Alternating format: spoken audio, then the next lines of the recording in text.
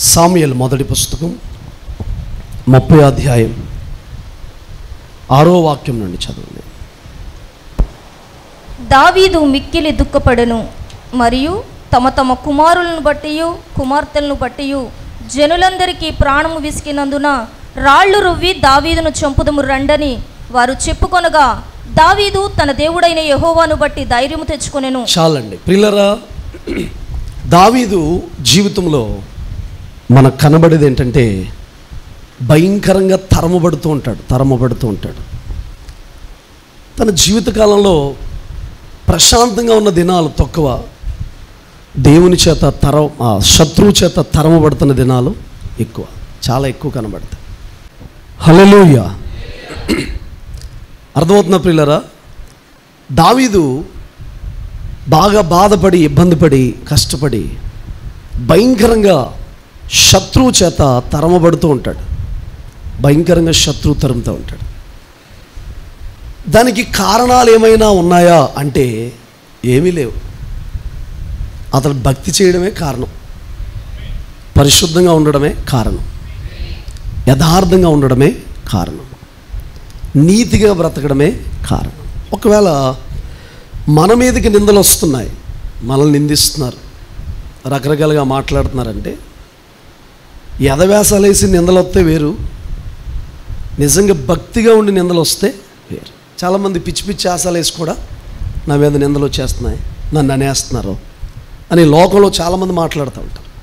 కానీ నిజంగా మనం యథార్థంగానే బ్రతుకుతూ, యథార్థంగానే జీవిస్తూ, యథార్థంగానే ఉంటూ, సత్యమును అనుసరించి నడుస్తూ కూడా దేవుని కొరకు బ్రతికినా కూడా నిందలు, అవమానం, లేనిపోయిన మాటలు మన మీదకి వస్తున్నాయి అనుకోండి, దాన్ని బట్టి మనం బాధపడాల్సిన అవసరం లేదు, దానికి రిప్లై ఇవ్వాల్సిన అవసరం కూడా లేదు. హల్లెలూయా. అర్థమవుతుందా? దావీదు భయంకరంగా తరమబడుతున్నాడు. ఎక్కువ నా వైపు చూస్తూ మీరు వినాలని నేను ఆశపడుతున్నాను. వాస్తవంగా నేను వేరే మాటలు చెప్పాలని ఆశపడ్డాను, కానీ పరిశుద్ధాత్ముడు దైవ సేవకురాలు ప్రార్థన చేస్తున్నప్పుడు ఈ తలంపు మరి నా ఆలోచనలోకి తీసుకొచ్చినప్పుడు ఇది చెప్పాలని నేను ఆశపడుతున్నాను. ఆమేన్ చెప్పండి. ఓకే అండి ప్రియులారా, తను సిక్లాగులో ఉన్నాడు, అక్కడ కాపురం ఉంటున్నాడు. అది ఏ పరిస్థితి అంటే తరమబడి తలదాచుకుందాం అని వచ్చాడు. విచిత్రం ఏంటంటే దావీదు బాగా ఫేమస్ అయిపోయాడండి, బాగా ఫేమస్. తిప్పలున్నాయి, బాధలున్నాయి, కష్టాలున్నాయి, కన్నీళ్ళు ఉన్నాయి, కానీ జనం కూడా అలాగే ఉన్నారు. దావీదుతో బాగా ఫేమస్ అయిపోయి ఎక్కడికి వెళ్తే అక్కడికి ఫాలోవర్స్ బాగా పెరిగిపోయారు. మనోడు ఛానల్ని బాగా సబ్స్క్రైబ్ చేసుకుంటున్నారు, ఫాలోవర్స్ బాగా పెరిగిపోయారండి దావీదుకి. ఎక్కడ చూసినా జనమే. కానీ బాధ ఏంటంటే వచ్చేవాడు ఎవడు కూడా ఆడు స్థిమితమైనవాడు కాదు. అప్పులోళ్ళు, బాధలోళ్ళు, కష్టాలోళ్ళు, శ్రమలోళ్ళు, కన్నీళ్ళు ఎదురు పెట్టుబడి పెట్టాలన్నమాట. ఎవరో మనోడే నాబాల్ని అడుగుతున్నాడు, గొర్రెలు బొచ్చు కట్ చేసుకునే టైంలో ఓ 10 మందిని పంపిస్తాను, కొంచెం ఏదైనా నాకు పంపించు, మా వాళ్ళు మీకు సహాయం చేశారు కదా అని అడిగే పరిస్థితి. కానీ తరమబడుతున్నాడో, ఇబ్బందిగా ఉంది, కష్టంగా ఉంది, శ్రమగా ఉంది, కన్నీళ్ళు, వేదన, నిరాశ, నిస్పృహ, కానీ ఆత్మ సంబంధమైన ఐశ్వర్య విషయంలో దావీదును కొట్టేవాడు లేడు. ఆ మాట నేను చెప్పలేదు, దేవుడే చెప్పాడు. నా హృదయానుసారం. బైబిల్ అంతా దేవుని ఆలోచన, దేవుని మనస్సు, దేవుని ఉద్దేశాలు, దేవుని ప్లానం, దేవుని ప్రణాళిక.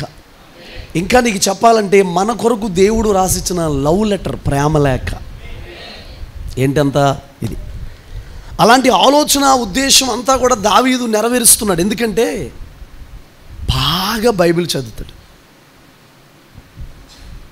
ఏం చేస్తాడో, బాగా ప్రసంగాలు వినడం కాదు, బాగా బైబిల్ చదివితే బైబిల్ చదివేవారి నడవడిక వేరుగా ఉంటుంది, బైబిల్ చదివిన వారి మాటలు వేరుగా ఉంటాయి, బైబిల్ బాగా చదువుతున్న వారి వస్త్రధారణ వేరుగా ఉంటుంది, బైబిల్ బాగా చదువుతున్న వారి ప్రవక్తన వేరుగా ఉంటుంది, బైబిల్ బాగా చదువుతున్న వారి మాటలు వేరుగా ఉంటాయి.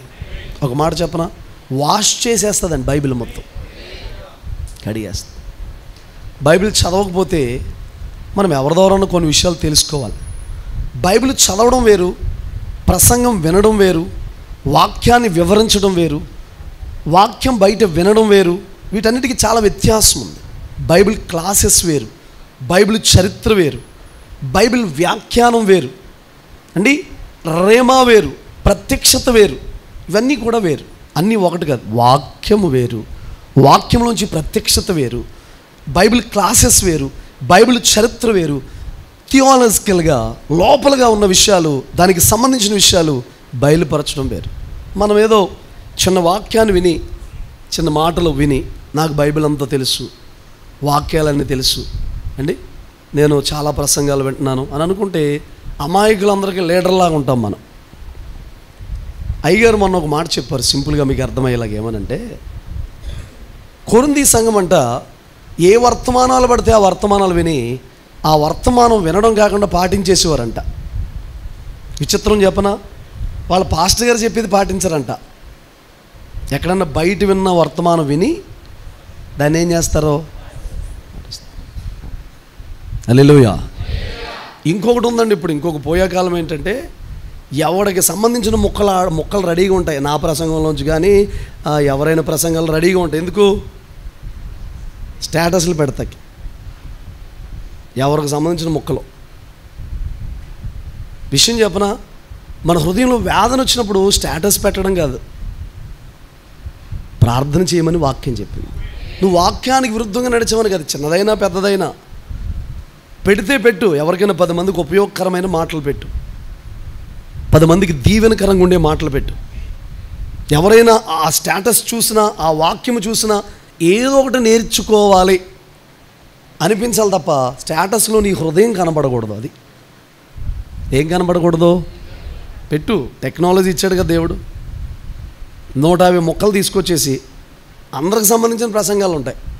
అందరూ వదిలేసారా? వంటకు సంబంధించిన మొక్క ఒకటి, నాది కూడా ఉంటుంది ఒక మొక్క అండి, లేదా అయ్యగారిది ఉంటుంది, లేదా జెర్మియా గారిది ఉంటుంది, లేదంటే కిరణ్ పాల్ గారిది ఉంటుంది అండి, మదనపల్లి రాజశేఖర్ గారిది ఉంటుంది. ఈ మొక్కలన్నీ పోగు చేసుకుని ఒక చోట పెట్టుకుంటారేమో. అసలు వీళ్ళు బైబిల్ చదవకుండా ప్రార్థన చేయకుండా మొక్కలు పోగు చేసుకుంటే పనేమో అనుకుంటాను నేను. నిజమండి. మీరు చూడండి, చిన్నదేమన్నా రిమార్క్ రాను వెంటనే స్టేటస్ వచ్చేది 10 నిమిషాలు. విషయం ఏంటంటే, అసలు వాళ్ళు ఎక్కడున్నారో వాళ్ళకి తెలియదు, వాళ్ళ మనసు ఎలా ఉందో వాళ్ళకి తెలియదు. అదే స్టేటస్ నీకు పెట్టుకో, 100 సార్లు విను. ఎవరికో పెట్టి బదులు నీకు పెట్టుకుని 100 సార్లు విను ఒకసారి. నేను ఒక చిన్న మాట చెప్తాను వినండి. మీరు ఇంటికి వెళ్ళిన తర్వాత ఎలా నడుస్తున్నారో, ఎలా ఉంటున్నారో, ఒక గంట సేపు బైబిల్ చదవకుండా ఏమీ చేయకుండా ఆలోచించుకోండి కూర్చుని. మనిషికి ఆలోచన లేకపోతే చాలా డ్యామేజ్ అయిపోతాడు. ఏం చేస్తున్నామో ఆలోచించాలి, ఏం చెబుతున్నామో ఆలోచించాలి, ఏమి జరుగుతుందో ఆలోచించాలి. ఆలోచించకపోతే చాలా డ్యామేజ్ అయిపోతాం. ఒక ఆమె సంఘంలో, ప్రియులరా, సంఘంలో ఒక ఆమె ఒక సాక్ష్యం చెప్పిందంట నిలబడి. ఏంటంటే సాక్ష్యం, నిలబడి ఒక సాక్ష్యం చెప్పిందంట. నిలబడి ఒక పిల్లోడిని తీసుకుని వచ్చి, నాకు న్యాయం చేయండి, నాకు న్యాయం చేయండి, సంగమా నాకు న్యాయం చేయండి, సంగమా నాకు న్యాయం చేయండి అని సాక్ష్యం చెప్పిందంట. దైవజనుడు, దైవజనురాలు, సంఘ పెద్దలు అందరూ నిలబడి, అరే ఏం అన్యాయం జరిగిపోయింది ఈ సిస్టర్ గారికి, ఏం అన్యాయం జరిగిపోయింది ఈ సిస్టర్ గారికి అని ఆలోచిస్తూ ఉంటుంటే పాస్టర్ గారు, అమ్మా ఏం జరిగిందమ్మా అని అడిగారంట. అడిగితే ఆమె అందంట, చేయాల్సిందంత చేసి ఏం జరిగిందంటావేంటి అందంట. సంఘానికి ఏం అర్థం కాలేదంట. అయ్యి బాబోయ్, చెయ్యాల్సినంత చేసి ఏం జరిగిందంటావేంటంటే, అప్పుడు ఏమందని తెలుసా ఆమె, పిల్లోడిని ఇలా నిలబెట్టి, ఈ పిల్లోడికి తండ్రి పాస్టర్ గారేనండి, నా జీవితాన్ని పాడు చేసింది పాస్టర్ గారేనండి, నా బ్రతుకును పాడు చేసింది ఈయనేనండి, నన్ను ఇలా మార్చింది ఈయనేనండి అని అంట. పాస్టర్ గారు చిన్న ప్రార్థన చేసుకుంటే దేవుడు ఏమీ మాట్లాడొద్దు అన్నాడంట. సరే అమ్మా, నా బిడ్డని అంటున్నావు కదా, అతను నాకు ఇచ్చేయి అని సంఘం వదిలి దైవజనుడు ఎక్కడికో వెళ్ళిపోయాడంట. వెళ్ళిపోయి ఒక ఎడారి ప్రాంతంలోకి వెళ్ళిపోయి ఎక్కడో ఊరు చివర సేవ చేసుకుంటున్నాడంట. సేవ చేసుకుంటూ ఉంటుంటే ఈ విషయం ఎవరికీ తెలియదు, అసలు ఏం జరిగింది ఎవరికీ తెలియదు, ఏమి జరిగింది ఎవరికీ తెలియదు.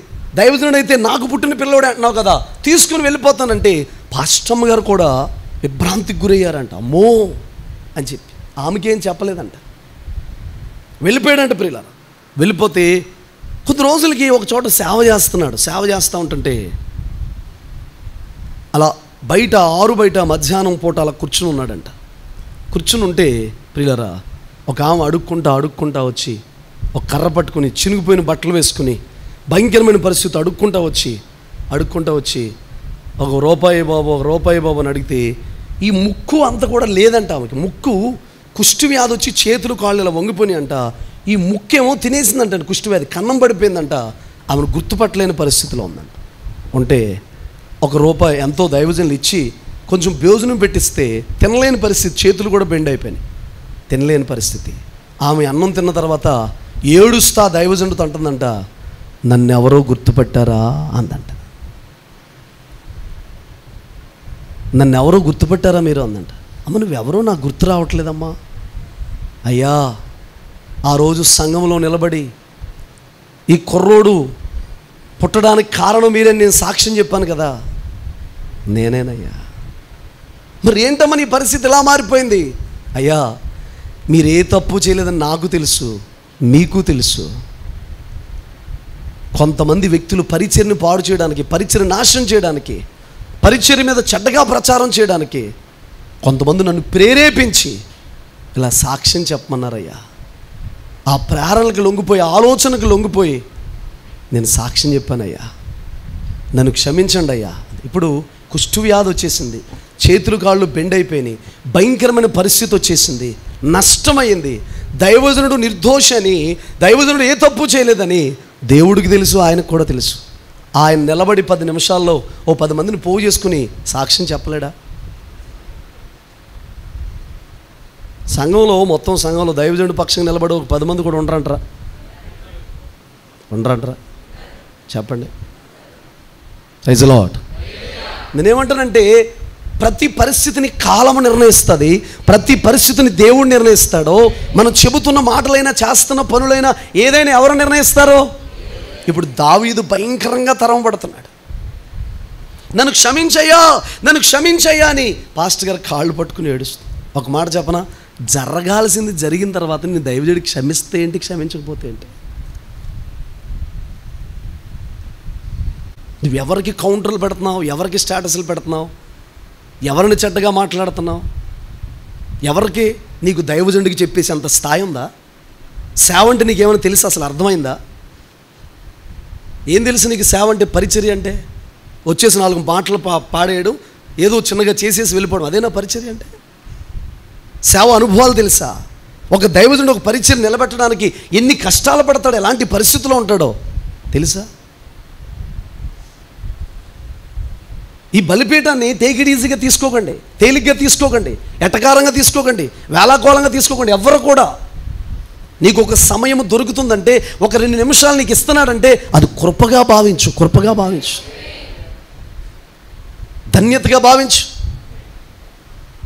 లేనిపోయిన తలనొప్పులు ఎందుకండి? ఒక మాట చెప్పనా, మనందరం దేవుని బిడ్డలు, అందరం యేసు రక్తంలో కడగబడినవారు. ఒక మాట చెప్పనా, దుష్టుణ్ణి చొరబడినివ్వకూడదు, దుష్టుని రానివ్వకూడదు. Praise the lord. ఎవరినైనా సరి చేసే బాధ్యత నాకు ఉంది కాబట్టి నేను చెబుతున్నాను ప్రియులారా, మీకు సరి చేసుకుంటే దీవించబడతావు. ఎదురుగా తిరిగితే నీ జీవితానికి, నీ ప్రాణానికి, నీ దానికి నీవే ఉత్తరవాది. ఎహెజ్కేలు పుస్తకం ఏమంటో తెలుసా? వాళ్ళు వినినా వినకపోయినా చెప్పు. ఏమండి నాకు నీరసం ఉందని 5 నిమిషాలు ఆరాధన చేసి 5 నిమిషాలు వాక్యం చెప్పేసి కూర్చుంటే మీరు ఎవరైనా అడుగుతారా? నన్ను బాగోలేదంటాను, ఏమైనా అడగగలరా? భయంకరమైన పరిస్థితుల్లో తరమబడుతున్నాడు ప్రియులారా దావీదు. అయితే సిక్కలాగులో తలదాచుకుంటూ ఉంటుంటే అక్కడ కూడా వచ్చేసింది గొడవ, అక్కడ కూడా నష్టం కలిగిపోయింది. తన భార్యలు తీసుకెళ్ళిపోయారు, బిడ్డలను తీసుకెళ్ళిపోయారు, అందరిని తీసుకెళ్ళిపోయారు ప్రియులారా. దావీదు అక్కడ ఉన్న కారణాన జరిగిన కార్యం ఏంటో చెప్పనండి, ఆ ప్రాంతానికి నష్టం కలిగిందంట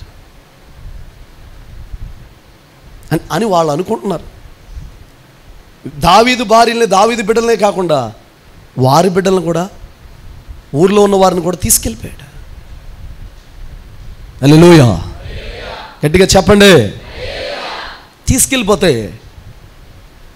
దావీదు వచ్చాడు. వచ్చిన తర్వాత వాళ్ళందరూ రాళ్ళు రువ్వి దావీదుని చంపాలని. ఒక మాట చెప్పమంటారా, ఆత్మీయ నాయకుడి దగ్గర నుంచి సపోర్ట్ లేదు, రాజుగారి దగ్గర నుంచి సపోర్టు.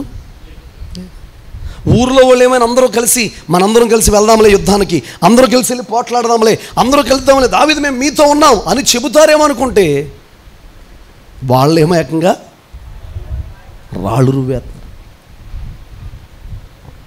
హల్లెలూయా. నేను మరలా చెబుతున్నాను మీకు ఒక మాట, మనుషుల ప్రేమ ఎప్పటికైనా మనుషుల ప్రేమే, దేవుని ప్రేమ దేవుడే. నేను ఒక మాట చెప్పనా, నేను మనిషినే, దేవుడు దేవుడే, మనుషుడు. కొన్నిసార్లు దైవజనుడి ప్రేమ ఎదుటి వ్యక్తులను విధేయత ఎప్పుడు అర్థమవుతుందో తెలుసా మనకి? సరి చేసినప్పుడు, క్రమపరిచినప్పుడు, దిద్దినప్పుడు. మనం సరి చేసినప్పుడు నా మేలు కోరి ఇలా చేశారని అనుకున్నారా, వాళ్ళు నిజమైన ఆత్మీయులు. నీకే సువార్త చెప్దాం, నీకే వాక్యం చెప్దాం అనుకున్నారా, వాళ్ళ ఆత్మీయులు కాదు. చిన్న మాట చెప్తాను చూడండి, సేవ చేస్తారో విశ్వాసులుగా ఉంటారో, అయితే దానికి కావాల్సింది ఏంటంటే నైతిక విలువలు. అది ఇంపార్టెంట్,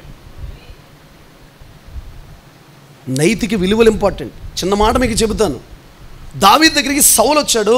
చిన్న మాట చెప్పనా, దావీదు రాజు అవ్వాలనుకోండి, ఇన్ని సంవత్సరాల కష్టపడే ప్రయత్నం అవసరం వద్దు. సౌలును లేపేస్తే దావీదు రాజు అయిపోయాడు. సౌలును లేపేస్తే. ఇంకొక మాట చెప్పనా, తనను చంపడానికి వచ్చినప్పుడు దావీదు చంపడం తప్పేం కాదు. ఎందుకో తెలుసా, తన ప్రాణరక్షణ కోసం చంపేయచ్చు. మరి ఏం కనబడుతున్నాయి దావీదులో? అది ఎథిక్స్, నైతిక విలువలు. విశ్వాసవా నైతిక విలువలకు నైతిక విలువ ఉండాలి. హల్లెలూయా. సరిచేయాలి, కొన్ని కత్తిరించాల్సినవి ఉంటాయి, క్రమపరచాల్సినవి ఉంటాయి, దిద్దాల్సినవి ఉంటాయి. అలా దిద్దకపోతే వధువు సంఘంగా మార్చబడం. ఇప్పుడు పెళ్ళికూతురు తిరిగి ఎలా చీర చుట్టేసి నడుచుకుంటే ఇలా వచ్చేద్దా చెప్పండి? ఎంతసేపు రెడీ అవుద్ది? మనోడు ఇక్కడ ఎదురు చూసేస్తుంటాడు, తెల్లవారుజామున వేసుకుంటాడు షూటు, టిఫిన్ చేయడు, కళ్ళు తిరిగిపోతుంటాయి, ఇంకా రాదే. ఇంకా హడావిడిగా రెడీ అయ్యి చేసే వాళ్ళకి చెప్పాల్సిన పొంకులు ఆగుతున్నారండి, లిఫ్ట్కి వేస్తున్నారండి, 5 రూపాయల దళసరి బిల్లు అంత మేకప్ వేస్తున్నారండి. పెళ్లి కూతురు నడవలేకపోతుందండి, అడుగులు వెళ్ళిపోతుంది. పక్కన వాళ్ళు ఆమె ఉద్యోగంగా పెళ్లి చేసుకుందామని వెళ్తున్నాం, స్లోగా నడు, తల దించుకో. అప్పుడే దించుతుంది తల, ఇంకెప్పుడు పైకి ఎత్తే ఉంచుతుంది, అప్పుడే దించుతుంది. ఎథిక్స్, నైతిక విలువలు చాలా ఇంపార్టెంట్ ప్రియులారా. హల్లెలూయా. ఏం ఇంపార్టెంటు? చెబుతున్నా నేను, అంతకంటే ఎక్కువ బాగా 1 వేలు మీ వైపు చూపిస్తున్నాను, 4 వేలు నా వైపు ఉన్నాయి. అంతకంటే ఎక్కువ స్వపరీక్ష చేసుకుని మీతో మాట్లాడాలి. చంపితే సౌలుని చంపడం పెద్ద కష్టమేం కాదు. గొల్యాతును లేపేసినోడికి, సింహాన్ని చీల్చేసినోడికి, ఎలుగుబంటిని చీల్చినోడికి సౌలు పెద్ద లెక్క చెప్పండి? సౌలు యుద్ధాలు చేసి ఎవడనే కొట్టలేకపోయాడు, ఏమీ తెలియకుండా కొట్టి చంపేశాడు దావీదు. హల్లెలూయా. అర్థమవుతున్న ప్రియులరా? ఇంకొకటి, పక్కన వాళ్ళు బాగా ప్రేరేపిస్తున్నారు, లేపే. దావీదు యొక్క ఆధ్యాత్మిక జీవితం, దావీదు యొక్క నడిపింపు ఎంత గొప్పదో తెలుసా? ఏ ప్రేరణలకి లొంగడండి. మనం 10 నిమిషాలకోసారి ఒకలా మారిపోతుంటాం, మనుషులను బట్టి మారిపోతాం, ఆలోచనలు బట్టి మారిపోతాం, పరిస్థితులను బట్టి మారిపోతుంటాం. నీకంటూ ఒక స్టాండర్డ్స్ ఉంటే ఎందుకు మారుతావు? నీకంటూ ఒక తీర్మానం ఉంటే ఎందుకు మారుతాం? నీకంటూ ఒక నడిపింపు ఉంటే ఎందుకు మారుతాం? నువ్వు నేర్చుకునే క్రమం ఏంటి, నేర్చుకునే విధానం ఏంటి, అందులో మనం స్టాండర్డ్గా ఉంటే మారగలమా? మాట్లాడట్లేదు భక్తులు, మారగలమంటారా? నువ్వు నేర్చుకున్న ఉపదేశం ఏంటి? ఏమి నేర్చుకుంటున్నావు? ఏమి నేర్చుకోవట్లేదా? వారం ఏమి నేర్చుకోవట్లేదా? మీకు దేవుడు ఏం మాట్లాడట్లేదా? మీతో మాట్లాడుతున్నాడా? దేవుడు మాట్లాడితే దేవుడికి వ్యతిరేకంగా మాట్లాడుతున్నారా? Praise the lord. చెప్దాం బిగ్గరగా హల్లెలూయా. ఇసుకలా. ఒక మాట చెప్తున్నాను ప్రియులారా, చివరికి మిగిలింది ఏంటంటే దావీదుకి బూడిద. కాల్ చేసినట్టు ఉందా లేదా? అక్కడ అదంతా కాల్ చేసినట్టు ఉందా? మిగిలింది ఏంటి? బూడిద మిగిలింది దావీదుకి. మిగిలింది బూడిదే. మన సైడ్ ఎక్కువ ఉపయోగిస్తారు మాట. ఎలా ఉంది వ్యాపారం? ఏముంది, అంతా బూడిద. కుటుంబం ఎలా ఉంది? అంతా బూడిద. ఆధ్యాత్మిక జీవితం ఎంత ఉంది? అంతా బూడిదే. వ్యవసాయం ఎలా ఉంది? బూడిద. అయితే మన దేవునికి ఉన్న గొప్పతనం ఏంటంటే, ఔన్నత్యం ఏంటంటే, బూడిదకు ప్రతిగా పూదండ కాదంట, బూడిదకి అందాన్ని ఇస్తాడంట. ఏమిస్తాడంట? బూడిదకి మరలా అందం అనేది వస్తుందా? 4 కట్టెలు తెచ్చి కాల్ చేసామండి, మరలా ఆ చెట్టు లాంటి వైభవం, ఆ చెట్టు ఎలా ఉందో అలాంటి అనుభవం వస్తుందా? ప్రపంచంలో ఎవరి వల్ల కాదు, నా వల్ల కాదు, ఎంత గొప్ప సేవకుల వలన కాదు, దేవుని హృదయంలో ఉన్నది మేము చెప్పే వ్యక్తులు, మధ్యవర్తులం. కానీ ఆ బూడిదకు మరలా అందాన్ని ఇవ్వగలిగింది ఆయన ఒక్కడే ప్రియులారా. బూడిదకి ఏమిస్తాడంట? బూడిద అయిపోయినా పర్వాలేదు, బూడిద అయిపోయిందని వెనక్కి వెళ్ళిపోవద్దు. నీ ప్రార్థన బూడిదైపోయిందా? ఆధ్యాత్మిక జీవితం బూడిదైపోయిందా? అనురాగాల ప్రేమానురాగాలు బూడిదైపోయినాయా? సహవాసం బూడిదైపోయిందా? నడిపింపు బూడిదైపోయిందా? పరిశుద్ధత బూడిదైపోయిందా? Bible study బూడిదైపోయిందా? ఆర్థిక వనరులు బూడిదైపోయిందా? భార్యాభర్తల మధ్య సంబంధం బూడిదైపోయిందా? మరలా బూడిదకి ఆయన ఏం చేయగలడంటే, అది మనకి మింగుడు పడడం, ఆలోచించడం, అంగీకరించడం కష్టమవుతుంది. నేను ఎప్పుడు అంటాను ఏంటంటే, ఆకాశం కనబడుతుంది కదా, అంతవరకే ఆలోచించగలం. చిన్నప్పుడు ఆరు బయట వేసవకాలంలో పడుకుంటూ ఉండేవారు. ఎందుకంటే దొంగలకి కొంచెం వెసులుబాటు కలగ చేయాలని వీళ్ళు బయట పడుకుంటూ ఉండేవారు. దొంగలు వచ్చి ఏం కావాలన్నీ పట్టుకెళ్ళి వెళ్తా చెప్పేసి వెళ్ళిపోయేవారు కదండి. అంతేనా? అలాగే జరిగేదా? ఆరు బయట ఎన్ని మంచాలు ఉండేవో, ఆ కుటుంబం బయటే పడుకునేవారు, ఈ కుటుంబం బయటే పడుకునేవారు, అంతా అరమరికలు ఉండే కాదు ఆ ప్రేమ. అలాంటి రోజులు పోయినాయి. మరకలు ఎక్కువైపోతున్నాయి, అరమరికలు ఎక్కువైపోతున్నాయి. వీధి రోడ్డు మీద పడుకునేవారు. వాళ్ళ చాప మీద వీళ్ళు పడుకునేవారు, వీళ్ళ చాప మీద వాళ్ళు పడుకునేవారు. వాళ్ళ నీళ్ళు వీళ్ళు తాగేసేవారు, వీళ్ళ నీళ్ళు వాళ్ళు తాగేసేవారు. జరుగుతూ ఉంది. అరమరికలు లేని క్రీస్తు ప్రేమలో ముందుకు వెళ్తూ ఉంది.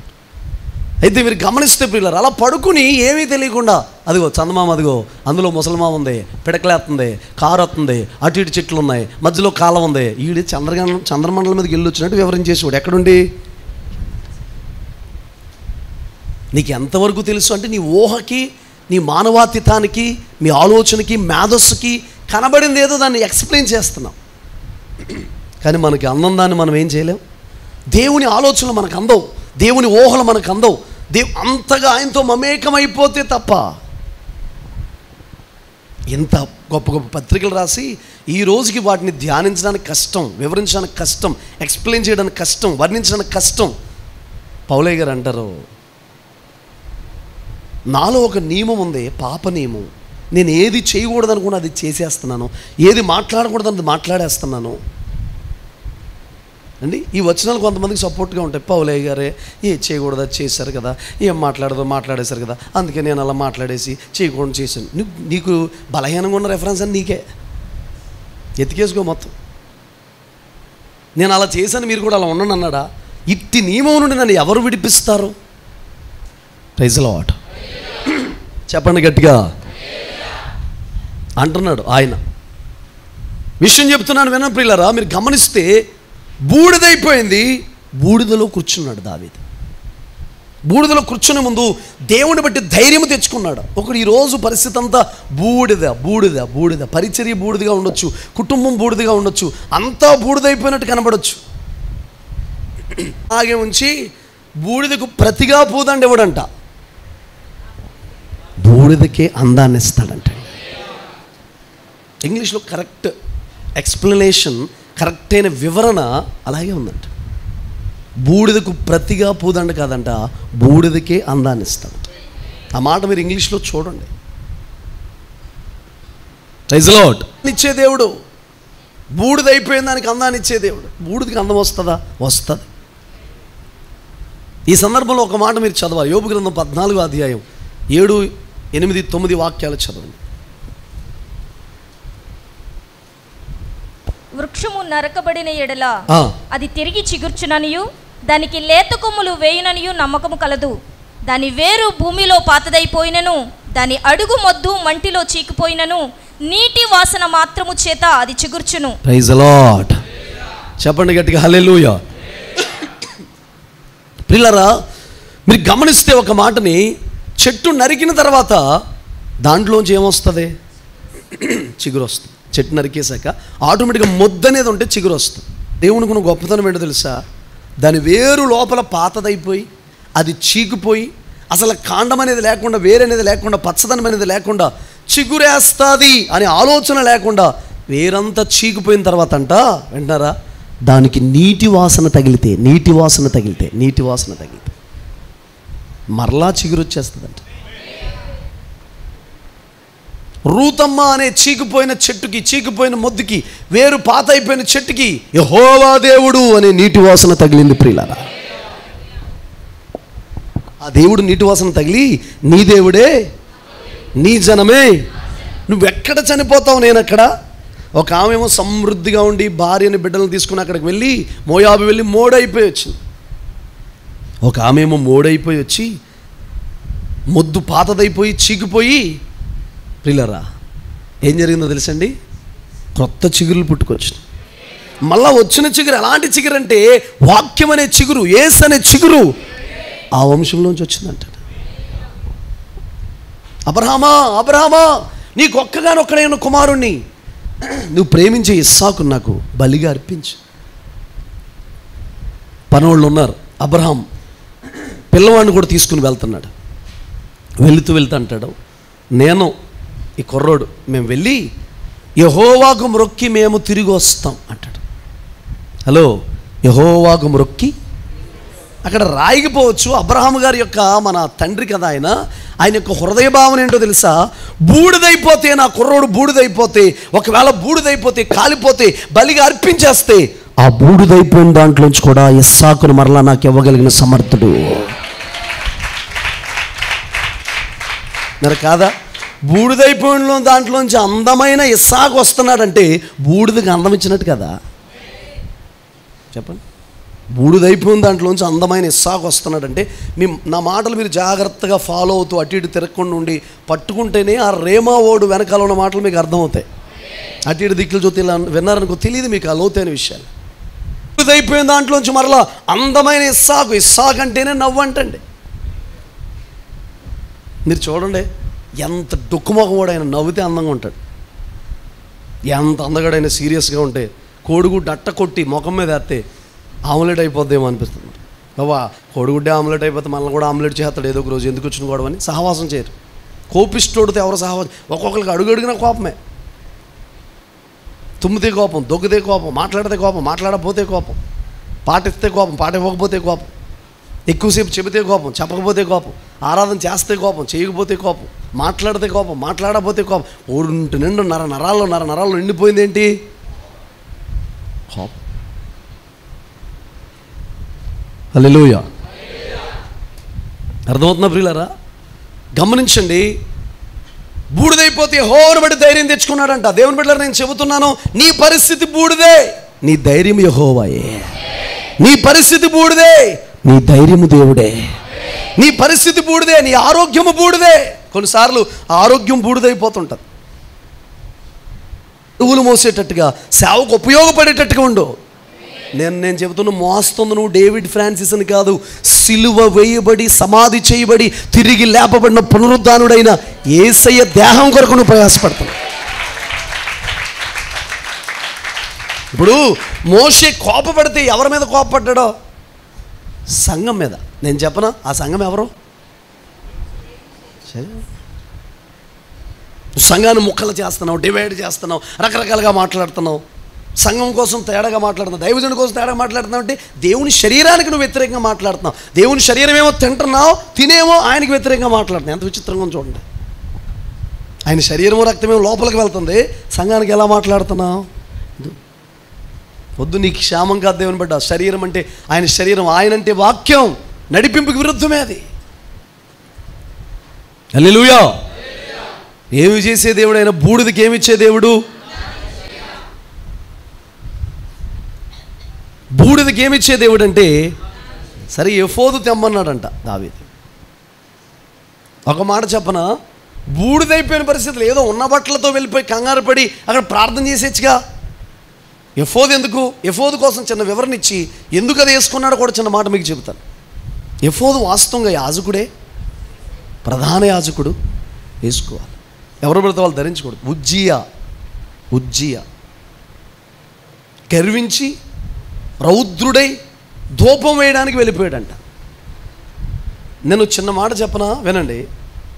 దేవుని సేవ కానీ దేవుణ్ణి కానీ మనం ఎంత జాగ్రత్త వాడుకుంటే అంత మంచిదంట. ఆయనతో ఎంత ఎక్కసెక్కాలుగా ఉంటే అంత డేంజర్. ఇప్పుడు కరెంటు చిన్నప్పటి నుంచి వాడతామండి, ఎప్పటి నుంచో తెలుసు. మేము చిన్నప్పటి నుంచి వాడుతున్నాం, ఏం కాదులే అని వెళ్ళి పట్టేసుకుని ఎక్స్ట్రా చేయకునివే ఉండాలిగా అన్నవానికి ఎవరిని కొట్టకుండా ఉంటుందా? చిన్నప్పటి నుంచి వాడుతున్నాం, వైరింగ్ చేస్తున్నామని చెప్పండి. నాకు చిన్నప్పటి నుంచి తెలుసు దేవుడు, ఎప్పటి నుంచో తెలుసు, నేను ఎలా పడతా ఉంటాను. అవ్వదో.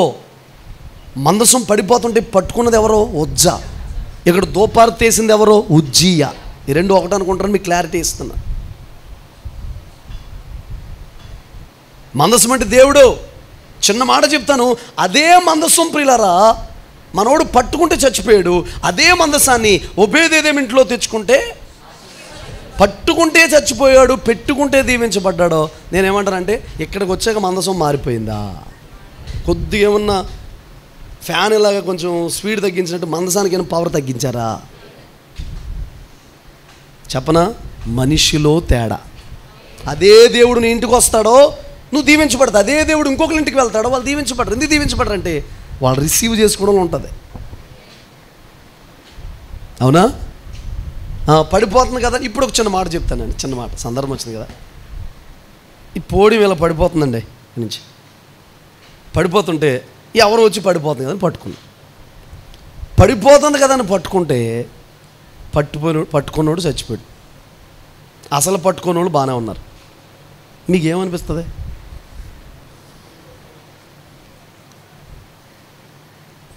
అసలు ఉజ్జా ఏం చేద్దాం అనుకున్నాడు తెలుసా?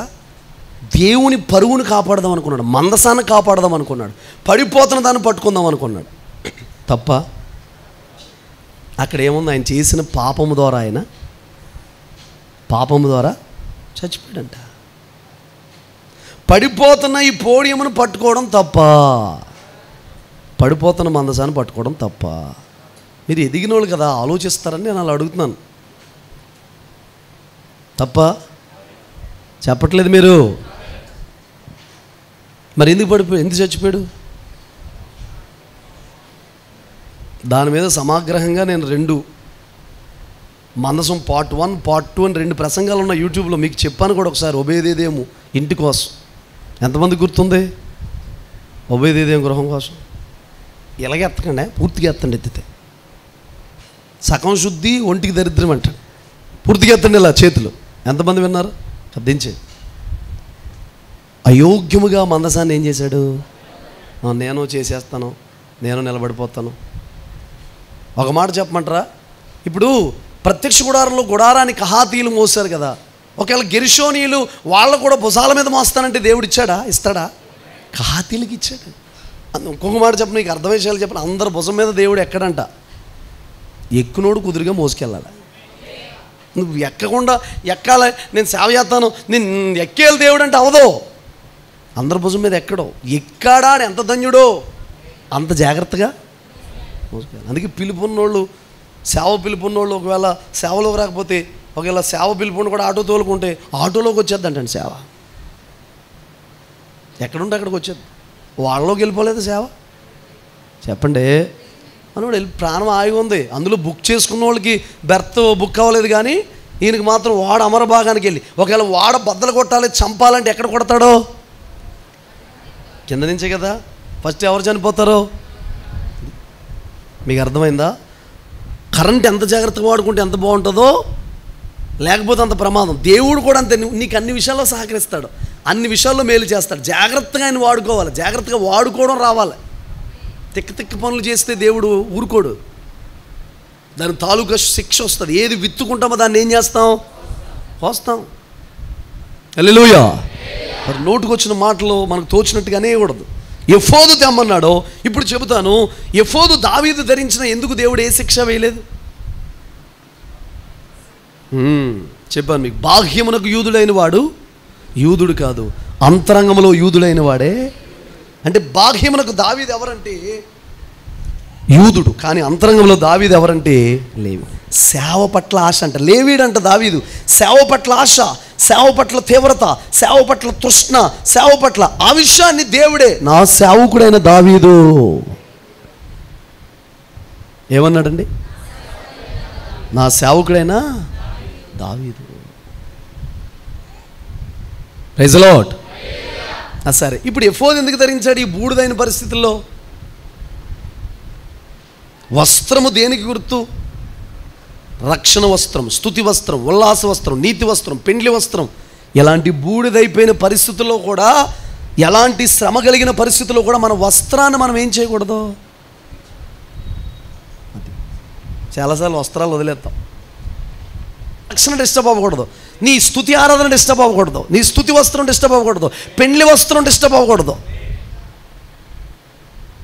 చేసుకుని కాసేపు అలా పెళ్లి చేసుకుని ఆఫీస్ వాళ్ళు పిలుతున్నారు, నువ్వు ఒక్కదాని కూర్చొని అక్షంతలు ఎంచుకొని నేను వెళ్తున్నాను వెళ్ళిపోడు అనుకోండి, పెళ్లి కొడుకు ఎలా ఉంటుంది కదా? అంటే ఆ వస్త్రాన్ని ఇచ్చిన ఘనతను, ఇచ్చిన ఆ స్థానాన్ని ఏం చేయకూడదు? ఏ పరిస్థితులైనా నీ మీద ఉన్న స్తుతి వస్త్రం పోకూడదు, ఉల్లాస వస్త్రం. దావీదు దగ్గర పోయిందా? మందసం తెస్తుంటే మందసం ముందు ఎఫోదు ధరించుకున్న నాట్యం ఆడాడు. నువ్వు పనిచేస్తున్న దగ్గర నీలో ఉన్న స్తుతి వస్త్రం కనబడాలి, అంటే నువ్వు స్తుతించాలి, పాటలు పాడాలి. నువ్వు పనిచేస్తున్న దగ్గర నీలో ఉన్న రక్షణ వస్త్రం కనబడాలి, అంటే రక్షణ గురించి ఇతరులకు చెప్పాలి. అందుకే రక్షణానందం అంటాడు. రక్షణ బట్టి మనం ఏం చేయాలంటే ఎవ్రీడే నాకు ఇచ్చిన రక్షణ బట్టి వందనాలు. అగస్టిన్ గారు వాళ్ళ పిల్లల్ని కుటుంబ ప్రార్థనలో వాక్యం చెప్పాలని రక్షించాడు ఆయన. అంటే కుటుంబం పట్ల ఎంత బాధ్యత ఉందో కుటుంబ ప్రార్థనలో వాక్యం చెబుతూ ఉంటే ఎక్స్ప్లెయిన్ చేస్తే 5 ఆడపిల్లలు వాళ్ళు రక్షణ పొందారంట. సరదాగా పిల్లల్ని నేర్పించడానికి ఆయన ఏం చేసాడంటే, నువ్వు చనిపోయిన తర్వాత పరలోకం వెళ్తే నువ్వేం చేస్తావు అని అడిగేవాడంట. ఆ పిల్లలకేమో తెలియక, మమ్మీ డాడీ నేను చనిపోయిన తర్వాత పరలోకం వెళ్తే ఏం చేస్తాను అంటున్నారు, మమ్మీ నేను అని ఏడుసేవారు. అప్పుడు వాళ్ళ అమ్మగారు ఏం చేసేవారంటే, ఆవిడ కూడా జ్ఞానం కలిగినాము కదా, ఆమె అనేవారు, డాడీ నువ్వు కూడా దేవుని దగ్గరికి వెళ్ళిపోతే నువ్వేం చేస్తావు చెప్పాను అడిగమ్మా అనేవారు. అప్పుడు ఆయన అడిగేవారు, నువ్వేం చేస్తావు డాడీ పైకి వెళ్ళిపోతే, రక్షణ పొంది చనిపోయి దేవుని దగ్గరికి వెళ్ళిపోతే నువ్వేం చేస్తావు డాడీ అని అడిగితే ఆయన చెప్పేవాడు, పిల్లలకి ఏం చెప్పాడు తెలుసా?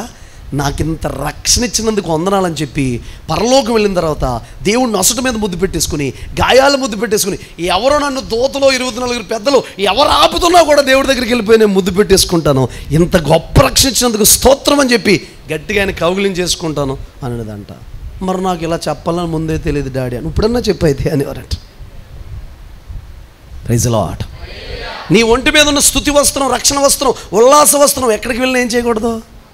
నీ మీద రక్షణ వస్త్రం ఉంటే ఎవరికైనా సువార్త చెప్తావు, స్తుతి వస్త్రం ఉంటే పాట పాడతావు, నీతి వస్త్రం ఉంటే నీతిగా ఉంటావు, పెండ్లి వస్త్రం ఉంటే ఎక్కడున్నా నేను ఆయన పెండ్లి కుమార్తెని, నా రాజు ఆయన, నా వరుడాయన. నీవు వరునిగా విచ్చేయు వేళ నా తలపుల పంట నందిని వధువై నేను నిన్ను చేరగా యుగ యుగాలు నన్నేలు చుందువని యుగ యుగాలు నన్నేలు కొందువని యేసయ్యా నా హృదయ స్పందన నీవే కదా విశ్వమంత నీ నామము ఘననీయము. Praise the lord. చెప్పండి బిగ్గరగా హల్లెలూయా. అందుకు బూడిదైపోయిన పరిస్థితిలో వస్త్రాన్ని ఏం చేయలేదు చెప్పండి. ఎవరన్నా నువ్వు గట్టిగా తిట్టు, 10 నిమిషాల్లో వస్త్రం కూడా ఇసిరి అవతల పడతా, నాకు రక్షణ వద్దు, బాప్తిజం వద్దు, చర్చ్ వద్దు, పాస్టర్ గారు వద్దు, ఏమోదా నేను మానేదా, నీకు రానంటే రానంతే. నీకు విషయం చెప్పనా, పై ఆడావిడే, లోపల ఏమి లేదు, లోపల సరుకు లేదు, ఇంతకీ భక్తి లేదు. భక్తునుడు మాటలు అలా రావు. నీ హృదయం నిండిన దాన్ని బట్టి నోరేం చేస్తుంది? హల్లెలూయా. చెప్పండి బిగ్గరగా. సరే, ఎఫోదు తెమ్మని ధరించుకుని ప్రియులారా, ఈ దండును నేను తరుముతాను. తరమమంటావా అంటే తరుము. నీ వారందరినీ కూడా నువ్వు దక్కించుకుంటావు, కోల్పోయిన వాళ్ళందరూ నువ్వు దక్కించుకుంటావు అంటాడు. Praise the lord. చిన్న విషయం మీకు చెప్పమంటారా? నీ జీవితంలో కోల్పోయింది, నష్టపోయిన వ్యక్తుల్ని, కోల్పోయిన వారిని, లాస్ అయిపోయిన ఆరోగ్యం, లాస్ అయిపోయిన డబ్బు, లాస్ అయిపోయిన ఆత్మీయ స్థితి, లాస్ అయిపోయిన ప్రార్థన, లాస్ అయిపోయిన ఆత్మ సంబంధమైన ఐశ్వర్యం మరలా తిరిగి నీకు తీసుకొచ్చేది ఏంటంటే ప్రార్థన, ప్రార్థన, ప్రార్థన. ఏంటది? ఏమి లాస్ అయిపోయినా మరలా నీకు వస్తాయి. హల్లెలూయా. ఏమి లాస్ అయిపోయినా వస్తాయి. చిన్న మాట చివరిలో చెప్పాలనుకున్నాను కానీ ముందే చెప్తున్నాను. ఒక మాట చెప్పండి, నా వైపు చూడండి. పేతురు అబద్ధం ఆడింది నిజమా కాదా? నిజమా కాదా? బొంకింది నిజమా కాదా? ఆయన ఎవరో నాకు తెలియదు అన్నది నిజమా కాదా? సంఘాన్ని గలిబిలి చేసింది నిజమా కాదా? చేశాడు. నేను వెళ్ళిపోతున్నాను, వల పట్టుకుని నేను వెళ్ళిపోతున్నాను, నాతో వస్తారా అన్నాడు. వీళ్ళందరూ కూడా మరి ఎప్పుడు తెచ్చుకున్నాడో ప్రియులారా, వాళ్ళ దగ్గర కూడా ఉన్నాయేమో. అసలు ఈయన సేవకు వచ్చేసినప్పుడు వాళ్ళతో ఏం పని అండి? రక్షణ పొందిన నీకు పాత స్నేహాలతో ఏం పని, పాత మాటలతో ఏం పని, పాత వీడియోలతో ఏం పని, పాత కాంటాక్ట్లతో ఏం పని? విశ్వాసకి అవిశ్వాసకి కుదరదు. నేను ఎలాగైనా సరే నేను ఒక తీర్మానం తీసుకుని సేవలో కొత్త రకం సేవ అని అంటుంది ఓ చెల్లి. ఏంటమ్మా చెప్పమ్మంటే, ఏం లేదని అన్యుల్ని పెళ్లి చేసుకుని వాళ్ళు మార్చేస్తాను. ఎంతమందిని పెళ్లి చేసుకుంటావమ్మా అని అడిగాను. అన్యుల్ని పెళ్లి చేసుకుని ఏం చేద్దంట? నువ్వు మారకుండా ఉంటే చాలు. 6 నెలలు సహవాసం చేస్తే వారు.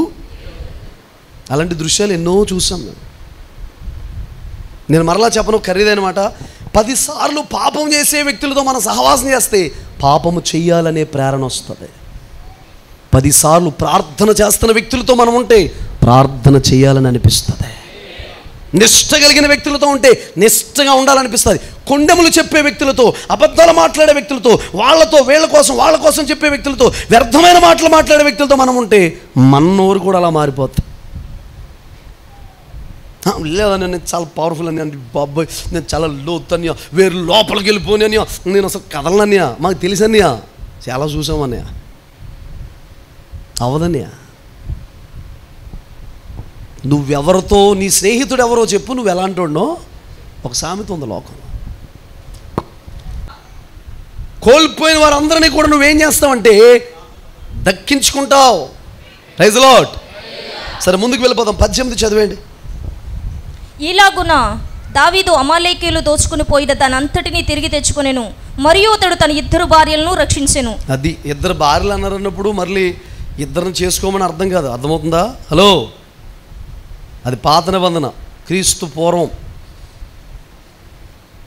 ఏకపత్ని పురుషుడే, ఒకే భార్య, ఒకే ఏకైక భార్య అనండి, ఒకే భర్త అనండి, ఇలా చేతులు పైకెత్తానండి. ఒకే భార్య, ఒకే భర్త. నీకు తెలియనప్పుడు, వాక్యం తెలియనప్పుడు ఏమైనా మిస్టేక్ చేస్తే, లేఖనాలు తిరిగినప్పుడు ఏదైనా తేడాగా నడిస్తే క్షమించమని అడుగు.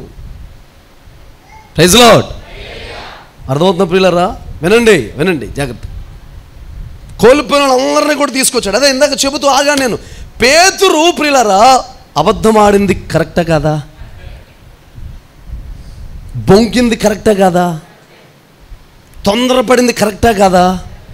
సంఘాన్ని గలిబిలి చేసింది కరెక్టా కాదా? గలిబిలి చేశాడు. మాట చెప్పనా, అబద్ధం ఆడింది నిజమే, బొంకింది నిజమే, గలిబిలి చేసింది నిజమే, తొందరపడింది నిజమే, పశ్చాత్తాపడింది కూడా నిజమే. ఒకవేళ నువ్వు బొంకొచ్చు, అబద్ధం ఆడొచ్చు, గలిబిలి చేయొచ్చు, సంఘాన్ని గందరగోళం చేయొచ్చు, ఒకవేళ తెలియక నీ ప్రేరణతో వెళ్ళిపోయి ఉండొచ్చు, కానీ పశ్చాత్తాపడితే దానికి తగిన ప్రతిఫలాన్ని ఏం చేస్తాం మనం? నేను చాలాసార్లు చెప్పాను, పేతురు ముఖాన్ని శిష్యులందరి దగ్గర కంటే త్వరితంగా గుర్తుపట్టొచ్చు అంటే. ఎందుకో తెలుసా? పేతురు ముఖం మీద చారలు ఉంటాయంటే, చారలు. కోల్పోయిన దాని అంతటిని తిరిగి తెచ్చుకునేది ఏంటో తెలుసా? ప్రార్థన. లాస్ అయిపోయిందంతా తిరిగి తెచ్చుకోవచ్చు. Praise the lord. చూడండి ప్రియులారా, సామ్యుయేలు మొదటి పుస్తకం 10వ అధ్యాయం చదవండి, మొదటి నుండి. తర్వాత 15వ అధ్యాయం చదవండి, మొదటి నుండి. తర్వాత 16 చదవండి, మొదటి నుండి. అప్పుడు సమూయేలు తైలపు బుడ్డి పట్టుకొని సౌలు తల మీద తైలము పోసి అతని ముద్దు పెట్టుకొని, యెహోవా నిన్ను అభిషేకించి తన స్వాస్థ్యం మీద అధిపతిగా నియమించి ఉన్నాడని చెప్పి ఇలాగు సెలవిచ్చెను. ఈ దినమున చాలు 15 మొదటి నుండి చదవండి. ఒకానొక దినమున సమూయేలు సౌలును పిలిచి, యెహోవా ఇశ్రాయేలుకు తన జనుల మీద నిన్ను రాజుగా అభిషేకించుటకై నన్ను పంపెను. యెహోవా మాట వినుము. ఒకసారి ఆగండి. 10వ అధ్యాయంలో ఏం జరిగింది? పురుషులు కూడా చెప్పాలి ఏం జరిగింది. 15వ అధ్యాయంలో మరలా అభిషేకం. సరే, నా వైపు చూడండి. 10వ అధ్యాయంలో అభిషేకం పొందుకుంటే 13వ అధ్యాయంలో పోగొట్టేసుకున్నాడు. అధ్యాయంలో దేవుడు అభిషేకిస్తే 13వ అధ్యాయంలో ఏం చేశాడు? పోగొట్టేసుకున్నాడు. 15వ అధ్యాయంలో మరలా అభిషేకించారు. ఇప్పుడు సౌలు కోల్పోయిన దాన్ని మరలా తిరిగి తెచ్చింది ఎవరంటే సమూయేలు. నిజంగా కోల్పోయిన దాన్ని తిరిగి తెచ్చాడా? 16వ అధ్యాయం మొదటి వాక్యం చదవండి. అంతట యెహోవా సమూయేలుతో ఇలాగు సెలవిచ్చెను, ఇశ్రాయేలుల మీద రాజుగా ఉండకుండా నేను విసర్జించిన సౌలును గురించి నీవెంతకాలము దుఃఖింతువు? చాలండి. ఈ 13వ అధ్యాయంలో ఏడుస్తున్నాడండి. ఎవరి కోసం అంటే, అయ్యా సౌలు కృపను కోల్పోయాడు, నువ్వు ఇచ్చిన సమస్తాన్ని కోల్పోయాడు, నడిపింపుని కోల్పోయాడు, అభిషేకాన్ని కోల్పోయాడు, రాజరికాన్ని కోల్పోయాడు. అసలు సౌలుని దేవుడు ఎందుకు సమూయేలు ఏడుస్తున్నాడా?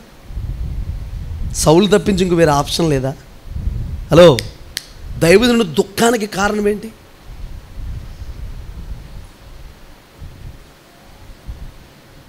ఏంటంటారు?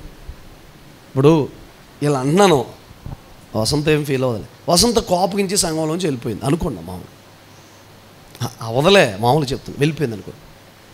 వెళ్ళిపోతే వసంత ఎడల దేవుని చిత్తం ఏంటో, దేవుని ప్రణాళిక ఏంటో, ఆలోచన ఏంటో, ఉద్దేశం ఏంటో నాకే దేవుడు చెప్తాడు. ఎవరు చెప్తాడు? ఇప్పుడు ఈ అమ్మాయి వెళ్ళిపోయినందుకు నేను ఏడ్చేది ఎందుకంటే ఇంకొక వసంత లేదు, ఇంకో పాడేవాళ్ళు లేరు, ఇంకొక ఇల్లు కట్టుకుని ఓపెనింగ్ చేసుకోరు అని కాదు. ఈ అమ్మాయి ట్రాక్లోంచి తప్పిపోయింది, మొత్తానికి చిత్తంలోంచి తప్పిపోయింది. సౌలుకి ఎలాంటి కృపిచ్చాడో సౌలు కంటే ఎక్కువగా సమూయేలుకు తెలుసు. ఎవరికి తెలుసు? అది ఎలాంటోడిని ఏరి కోరి ఎన్నుకున్నాడో, తన గోత్రం ఎలాంటిదో, వంశం ఎలాంటిదో, తన ప్రణాళిక ఎలాంటిదో, తన ఎడలను ఉద్దేశం ఎలాంటిదో ఎవరికి తెలుసు? హల్లెలూయా. ఈ అబ్బాయి వచ్చాడండి, జాయ్ వచ్చినప్పుడు నేను చెప్పాను ఒక మాట, నీ ఎడల దేవుని చిత్తం ఉంది, ఉద్దేశం ఉంది. ఇను బాబు, నా వైపు చూస్తూ, దేవుని చిత్తం ఉంది, ఉద్దేశం ఉంది, ప్రణాళిక ఉంది అని అంటే, లేదు నన్ను నేను జాబ్ చేస్తాను, ఇలా చేస్తాను. నేను ఒకటే మాట అన్నాను. ఎందుకంటే ఇప్పుడు మనం ఒక కచ్చి వేసామనుకోండి, ఒకళ్ళ మీద కచ్చి వేసేస్తే, ఏలియా గారు కూడా అదే చేశారు. కచ్చి వేసి నేను మా తల్లిదండ్రులు ముద్దు పెట్టుకుని వస్తానంటే నిర్బంధంగా మీరు వెళ్ళి మీరు ముద్దు పెట్టుకుని రావచ్చు. ఎందుకంటే ఆల్రెడీ పడాల్సిన కచ్చి ఏమైపోయింది. అప్పుడు చెప్పినప్పుడు ఆ మనిషి ఆ ప్రణాళికలోంచి, ఆ ఉద్దేశం నుంచి తప్పిపోయాడు అనుకోండి, ఎవరికి ఎక్కువ బాధ కలుగుతుందంటే, ఒకవేళ జాయికి తెలిగిపోవచ్చు ఆ ఉద్దేశం ఏంటో, ప్రణాళిక ఏంటో తెలిసిన సేవకుడికి ఎక్కువ బాధ కలుగుతుంది. నా మనసు అర్థం చేసుకునేంత ఆధ్యాత్మిక జీవితం, నేను ఆలోచిస్తున్న దాన్ని అర్థం చేసుకునే ఆధ్యాత్మిక జీవితం తనకు లేకపోవచ్చు. కానీ నేను చెప్పాలి, తన చేయాల్సిన పని ఏంటంటే చెప్పినప్పుడు వినాలి. మీ ఎడల మీకున్న ఉద్దేశం, మీ ఎడల దేవునికి ఉన్న ఉద్దేశం, ప్రణాళిక, ఆలోచన మీకు తెలియకపోవచ్చు, కానీ దైవజనుడికి తెలుస్తుంది. అది సౌలు కోసం సమూయేలు ఏడవడానికి గల కారణాలేంటో తెలుసా? అరే అసలు ఎక్కడా సృష్టి ఆరంభంలో కానీ, ఇజ్రాయేల్ గోత్రంలో కానీ ఎవరు ఎడలా లేని ప్రణాళిక, ఆలోచన ఎవరి గురించి కలిగి ఉందంటే, ఇంకా చెప్పమంటారా, ఈ సౌలు రాజు అవ్వడంలో ఒక భయంకరమైన పరిస్థితిలో చేసిన ప్రార్థన ఉంది. భార్య చనిపోయి అల్లాడిపోతూ ఉంటుంటే, పిల్లోడు పుడితే అక్కడ శవం ఉంది, ఇక్కడ పిల్లోడు ఉన్నాడు, అక్కడ శవం ఉంది, ఇక్కడ పిల్లోడు ఉన్నాడు, ఇక్కడ పిల్లోడు ఉన్నాడు, అక్కడ శవం ఉంది. యాకోబు ఆ టైంలో అతను 2 చేతులతో పైకెత్తి, ఇతని పేరు బెనోని కాదు, బెన్యామే. నువ్వు తప్పిపోతే పెద్ద లెక్కంగా నీలాంటి వాళ్ళు 100 మందిని తీసుకురాగల దేవుడు. నువ్వు సంఘంలోంచి వెళ్ళిపోతే పెద్ద నొప్పేమి కాదు, నీలాంటి వాళ్ళు 1 కోటి మందిని తీసుకురాగలడు దేవుడు. పోగు చేయలేడా? కానీ నీ ఎడల చిత్తం నీకు తెలియదు. అది మేము వెళ్ళిపోతామండి, మేము లేకపోతే ఏం జరగదు, అమాయకం అది. ఓసారి సృష్టించేసి వదిలేసాడు దేవుడు, వాటి పనే వాడు చేసుకుంటున్నాయా? రోజు వెళ్ళి సూర్యుడికి స్విచ్ చేసి కూడా ఒకడో, చంద్రుడికి స్విచ్ చేసి కూడా ఒకడో, లైట్లు తారలు వెలిగేటట్టుగా మేనేసి కూడా ఒకడో, జనరేటర్ వేసి అందులో ఆయిల్ పోసారు, ఈరోజు టార్లు డల్లగెలుగుతున్నాయి, జనరేటర్ వీక్ అయిపోయిందని కూడా ఎవడన్నా ఉన్నాడా? అట్లా పని అయి చేసుకుంటున్నాయి, ఆయన పని ఆయన చేయగలడం. నీకు అవకాశమే తొళ్ళు దగ్గరెట్టుకుని జాగ్రత్తగా తిక్క పని లేకుండా అప్పగించిన పని గలిబిలు చేయకుండా చేస్తే నీకు ఆశీర్వాదం. నువ్వు వెళ్ళిపోతే నీలాంటి వాళ్ళు 100 మంది. లెక్కేం కాదు దేవుడికి. నేను వెళ్ళిపోయినా ఈ సంఘం నడుస్తుంది, పాస్టమ్ గారు వెళ్ళిపోయినా సంఘం నడుస్తుంది. నన్ను ఏ బొంబాయి వెళ్ళిపోమని దేవుడు వెళ్ళిపోమన్నాడు అనుకో, మిమ్మల్ని అందరూ వదిలి వెళ్ళేసిన ఇంతకంటే వైభవంగా పరిచర్య వెళ్తుంది. వెళ్దా? మోషే చనిపోతే పరిచర్య ఆగిందా? ఏలియా వెళ్ళిపోతే పరిచర్య ఆగిందా? చెప్పండి. అపోస్తులు ఎవరైనా చనిపోతే పరిచర్య ఆగిందా? అపోస్తులు చనిపోయి చాలా కాలమైంది, ఇప్పటికీ సేవ కొనసాగుతుందా లేదా? చాలామంది అనుకుంటారు ఫీల్ అంతే. దేవుడు అన్నప్పుడు బాగా ఆరాధన చేసేవాడు, నాకంటే బాగా ఆరాధన చేసేవాడు వచ్చినా మీకు నా మీద ఉంటుంది ప్రేమ, మమకారం, సోల్టైస్ అయ్యే ప్రాణబంధకాలు. ఈ కూరగాయలు ఉన్నారు, ఈ డానియేలు, శ్యాము, వీళ్ళందరూ ఉన్నారు, అందరూ చక్కగా ఆరాధన చేస్తారు అండి. ఎక్కడ మీటింగ్కి వెళ్ళి ఆరాధన చేయమంటే నన్నే గెంటుతారు ముందుకి. మీరు ఉండగా మేము చేయమా, నేను చచ్చిపోయి చేస్తారా అని అడిగాను నేను. నువ్వు లేకపోతే నష్టమేం కాదు, కానీ నీకే నష్టం. చాలామంది ఇలా ఉంటారు, మేము వెళ్ళాం పాస్టర్ గారు, మేము వెళ్ళాం చర్చికి, మేము వెళ్ళాం. ప్రైజ్ లార్డ్, గట్టిగా చెప్పండి. సౌలు గురించి, సౌలు తప్పిపోతే, సౌలు జారిపోతే, సౌలు వెళ్ళిపోతే ఏమవుతుంది, ఎక్కడి నుంచి వచ్చిందో ఆ సౌలు నిలబడడానికి మూలాలేంటో, వేరులేంటో, ఆ లోతైన వేరులేంటో, దానికి ఎవరు ప్రార్థన ఉందో, ఎంత కన్నీళ్ళు ఉన్నాయో, ఎంత పెట్టుబడి ఉందో సౌలుకి ఏం తెలుసండి? సమూయేలుకి తెలుసు. అసలు సౌలుకి తెలిస్తే అలా వ్యవహరిస్తాడా? వ్యవహరిస్తాడా? హల్లెలూయా. నేను నిలబడ్డానికి, నేను ఏ తిప్పలు పడి, ఏ స్థితిలో నుండి, ఎక్కడి నుండి, ఎలాంటి పరిస్థితుల్లో నుండి ఈ స్థితికి వచ్చానో, ఎలాంటి పరిస్థితుల్లో నుండి ఇలా నిలబడ్డానో నాకు తెలుస్తుంది. కోడవనోడికి కారులే కనపడతాయి, కోడవనోడికి ఇదే కనపడుతుంది, వైభవమే కనపడుతుంది, పాంప్లెట్లు ఫోటోవే కనపడుతుంది, ఎక్కడ చూసినా ప్రజలే కనపడతారు. దానికోసం ఎన్ని త్యాగాలు ఉన్నాయో, ఎన్ని పరుగులు ఉన్నాయో, ఎన్ని నిద్రలేని రాత్రులు ఉన్నాయో, ఆయన కృప కోసం ఎంత వేడుకున్న దినాలు ఉన్నాయో, ఎన్ని ఉపవాసాలు ఉన్నాయో, ఎన్ని నీటిని కాదనుకున్నామో, ఎన్ని ఆకర్షణలు వద్దనుకున్నామో, అదంతా ఎవరికి తెలుసు? నేను చెబుతున్నాను దేవుని బిడ్డ, ప్రేమతో నీకు ఇస్తున్న అవకాశాలు ఇవన్నీ కూడా. హల్లెలూయా. చూసారా, ఒకటి బూడిదైపోయిన పరిస్థితుల్లోనైనా మనం ప్రార్థన చేసుకోగలిగితే, హలో వినండి, బూడిదైపోయిన పరిస్థితుల్లోనైనా మనం ప్రార్థన చేసుకోగలిగితే ఆ బూడిదకు అందాన్ని ఇవ్వగలిగిన దేవుడు ఉన్నాడు. రెండోది, మనం లాస్ అయిపోయిన దాన్ని, కోల్పోయిన దాన్ని మనం సరిగ్గా ఉండగలిగితే ప్రియులారా, ఒకవేళ మన కొరకు ఏడ్చే సేవకులు ఉంటే నీ లాస్ అయిపోయిన దాన్ని తీసుకురారా. చెప్పండి. సుశీలమ్మ గారు ఉన్నారండి మద్దూరు సంఘంలో. ఎప్పుడో పరిస్థితులు బాగాలేదు, ఒకరోజు మానస ఏడుస్తుంది, అమ్మ పరిస్థితి బాగాలేదు నాన్న. ఎలా అంటే అందరూ అడ్డుపడిపోయాం, సంఘం అందరూ ప్రతి తెల్లవారుజాము ప్రార్థన చేసాం, కన్నీరు కార్చాం, ఏడ్చాం. నేను మాట చెప్పనా, మనస్పర్ధలో భేదాభిప్రాయాలు ఉండకూడదు. ఎవరు గూగుల్ మీట్ నడిపినా మనం రావాలి. తనతో రోజు డైరెక్ట్గా చెప్పింది, మీరు నడిపిస్తే నేను ఉంటాను, డిలీట్ అయిపోతానంటే నేను అన్నాను సీరియస్గా, ఫీల్ అవ్వలేదు అమ్మాయి, నీకు ఇంకా మారుమనసు రాలేదన్నాను.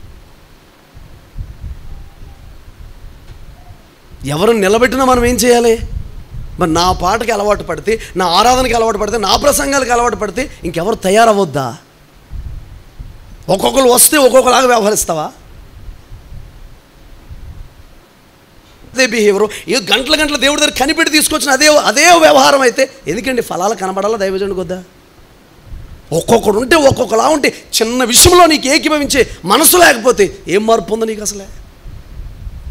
పాస్టర్ గారు వస్తే వస్తావు, పాస్టర్ గారు వస్తే వస్తావు, నా దగ్గర అటెండెన్స్ వేయించుకోవడానిక? అసలు వ్యవహారం, అసలు తీరేంటి? జైల్లో పాస్టర్ గారిని వేస్తే ఎవరికి తెలియకుండా గదిలోకి వెళ్ళిపోయి సంఘం అత్యాశక్తిగా ప్రార్థన చేస్తున్నారు. అది కాదు అసలు వ్యవహారం. ప్రార్థన చేయమని వాళ్ళకి చెప్పింది ఎవరు చెప్పనా? ఒక దైవజనుడు ముందు కోల్పోయారు, యాకోబుని కోల్పోయారు. యాకోబులు అంటే అపోస్తులను కోల్పోతే అప్పుడు వచ్చింది. అంటే ఎవరో ఒకరు కోల్పోయిన తర్వాత మీరు అందరూ ఒకటవుతారా? అప్పుడు యూనిటీ వస్తుంది మీకు. ప్రవీణ్ ప్రకటన గారు అదే అనేవారంట, నేను చచ్చిపోతే తప్ప ఈ డాక్టర్స్ మీద, వాటి మీద, వీళ్ళందరి మీద ఒక ఐక్యత రాదు వీళ్ళకని. చచ్చిపోయి ఐక్యత వచ్చింది. చూడ్డానికి ఆ దైవజనుడు భేదాభిప్రాయాలు మానేయండి. ఎవరినన్నా లీడ్ చేయమని. ఇంకొక మాట నేను సంతోషించేది ఏంటి తెలుసా? ఎవరిని లీడ్ చేయమనకుండానే ఆ తెల్లవారుజాము ప్రార్థనలో నువ్వు బాధ్యత తీసుకుని స్తోత్రాలు చెప్పగలిగితే, ఒకరోజు సంఘం అంతటి కోసం స్తోత్రాలు చెప్తే నీకేం నష్టమా? ఒకరోజు సంఘం అందరి కోసం ప్రార్థన చేస్తే నీకేం కష్టమా? ఇబ్బంది అంటారా? ఎంతసేపు ఎవరో ఒకరు చెప్తా ఉంటావు, నువ్వు హాయిగా ఉంటావా? ఎప్పుడు తప్పించుకునే టైపా? హల్లెలూయా. సౌలు ఎడల దేవుని చిత్తం ఏదుందో, ఉద్దేశం ఏందో ఎవరికి తెలుసు ప్రియులారా? సమూయేలుకు తెలుసు. కాబట్టి ఏడుస్తున్నాడో.